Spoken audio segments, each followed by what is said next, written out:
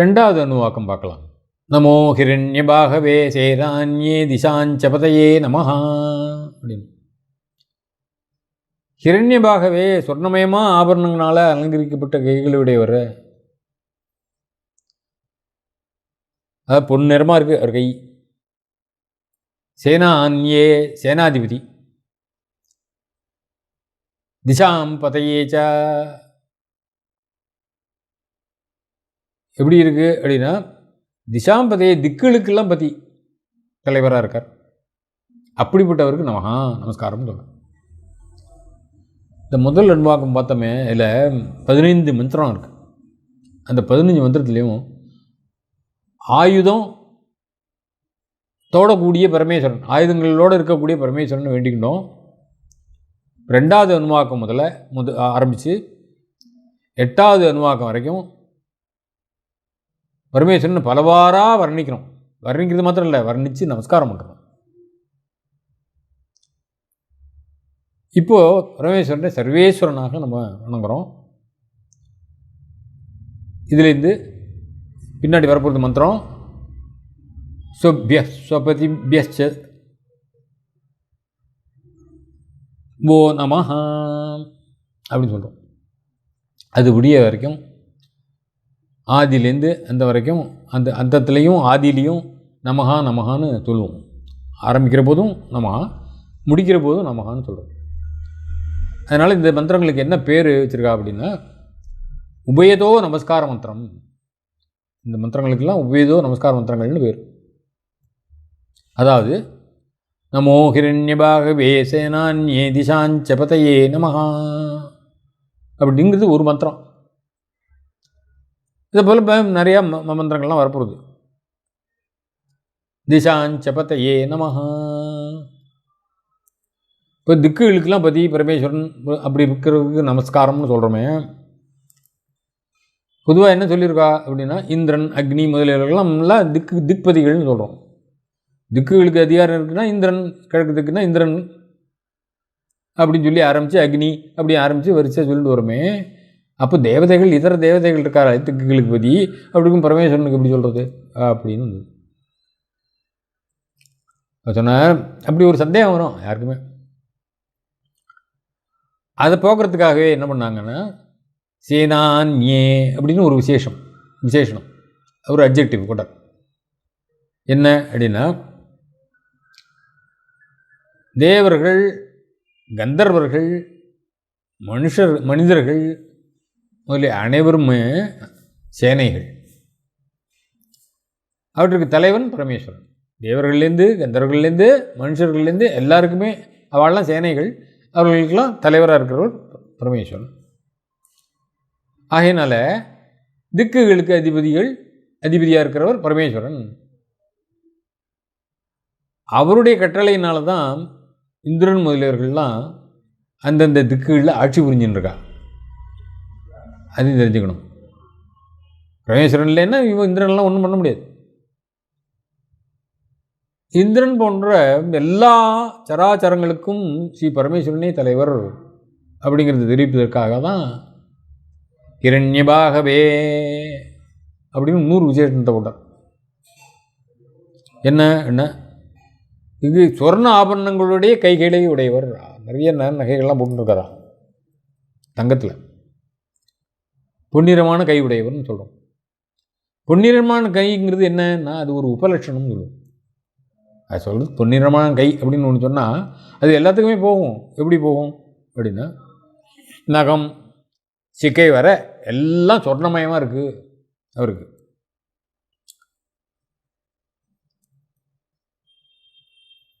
பிரணகாத் சர்வயேவ சுவர்ணஹா ஏத வாக்கியம். ஹிரண்யபாகவே ஹிரண்யவர்ணாய யதா பஷ்யத்தே ருக்மவர்ணம் இப்படிங்கிற வேத வாக்கியங்கள்லாம் நிறைய இருக்குது. இதெல்லாம் பரமேஸ்வரனை சொர்ணமயமாகவே வர்ணிக்கிறது. சாந்தோக்கிய உபனிஷத்து அப்படின்னு ஒரு உபனிஷத்து, அதில் அந்தராதித்ய வித்யை அப்படின்னு ஒரு வித்யை. வித்யன்னு உபாசனை. அந்த உள்ளே இருக்கக்கூடிய ஆதித்ய உபாசனா அப்படின்னு ஒரு உபாசனையை சொல்கிறான் வித்யை. இதில் சாந்தோக்கிய உபநிஷத்தில் அங்கே சொர்ணமயமான பரமேஸ்வரனே உபாசிக்க வேண்டிய தெய்வம் அப்படின்னு சொல்லியிருக்கு. இந்த தெய்வம் உபாசிக்கணும்னா சொர்ணமயமாக இருக்கக்கூடிய பரமேஸ்வரனை வேண்டிக்கணும்.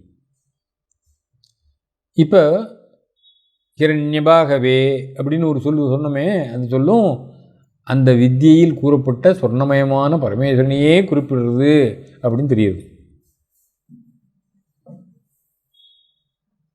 அந்த வித்தியில் பரமேஸ்வரனை எல்லா லோகத்துக்கும் தலைவனாக சொல்லியிருக்கு. அதனால் தேவேந்திரன் முதலிய எல்லா தேவர்களுக்கும் பரமேஸ்வரன் தான் அதிபதி அப்படிங்கிறத ஹிரண்யபாகவே அப்படிங்கிற ஒரு சொல் மூலமாக நம்ம குறிப்பிடுறோம். நமோ விருட்சேபிய ஹரிகேசேபிய பசூனாம் பதயே நமஹ. ஹரிகேசேபியா, கேசம்னு முடி சாதாரணமாக. இங்கே என்ன குறிக்கிறது அப்படின்னு சொன்னால் ஹரிகேசேபியா அப்படின்னா சாத்விகம், ராஜசம், தாமசம் போன்ற கர்மாக்களை இலையாக இருக்கக்கூடிய, இலைகளாக வச்சுருக்கக்கூடிய விருட்சேபியா, பிரபஞ்சமாகிற விருட்சத்துக்கு, பிரபஞ்சம் எல்லாமே ஒரு சிம்பாலிக்கல் ரெப்ரசன்டேஷன். இந்த பிரபஞ்சமே ஒரு மரம் மாதிரியும், அதில் சாத்விக, ராஜச, தாமசங்கிறது கர்மாக்கள்லாம் இலை போலையும், அதில்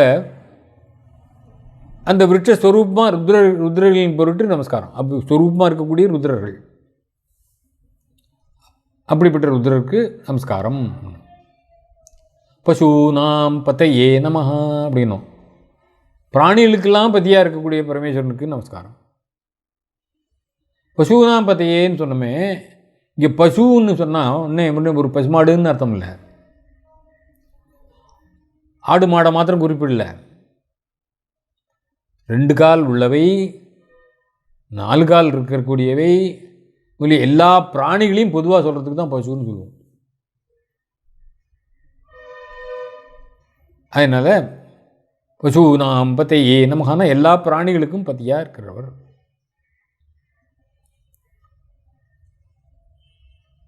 பசுபதின்னு கூட நம்ம பரமேஸ்வரன் சொல்லுவோம். பரமேஸ்வரன் தான் எல்லா பசுக்களுக்கும் பத்தியாக இருக்கிறவருங்கிறதுல சொல்கிற பொது. அதைத்தான் ஹரிகேசேபிய விருட்சேபியா